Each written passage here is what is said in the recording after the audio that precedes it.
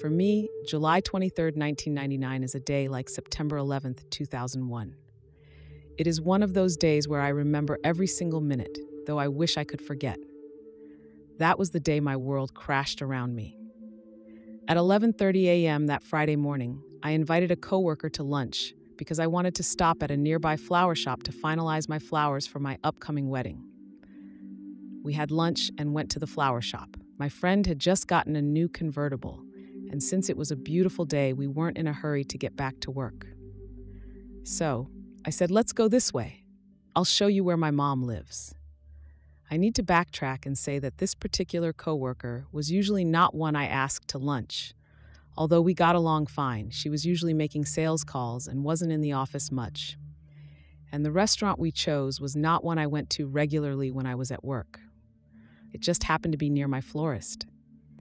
So, as we were nearing my old house, I saw ambulances and thought someone in the neighborhood had been hurt. The neighborhood was full of elderly people, and I hadn't lived there for some time, so I wouldn't have known who lived in the house where the ambulance was. As we got closer, I knew who they were helping, my mother.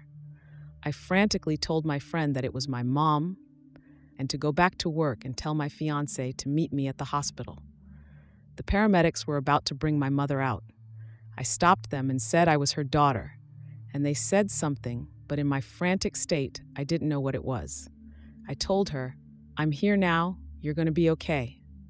Then I held her hand as they took her to the ambulance. The ride to the hospital was so surreal.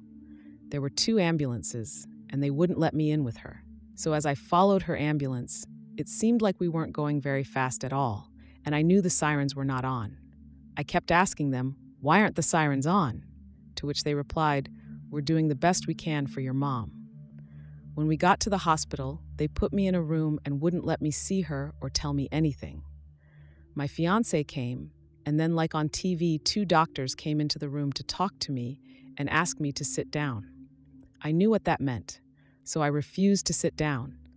I thought if I stood, then they couldn't tell me anything, that she was going to be fine. My fiancé pulled me down, and then they explained to us that there was nothing more they could do for her. She was gone.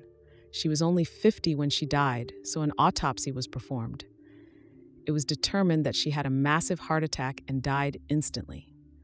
The hospital said she died there, but I think she called me to her and held on until I arrived because I meant the world to her, and she to me. The day was too full of things that I didn't normally do for any other reason. It also became known to me that she had called her boyfriend around 11 a.m. because she didn't feel well and wanted to go to the doctor. She didn't call me because she didn't want me to worry, but I couldn't have helped her anyway. I still to this day believe that she visits me. I will smell smoke in my car when I'm the only one in it, and she's the only one in my family who smoked. I'll see a butterfly at my windshield when I'm on the highway, yet it doesn't get smashed in my window.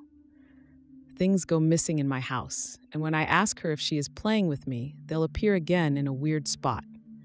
And just now, I asked her to give me a sign if it was okay for me to share this story.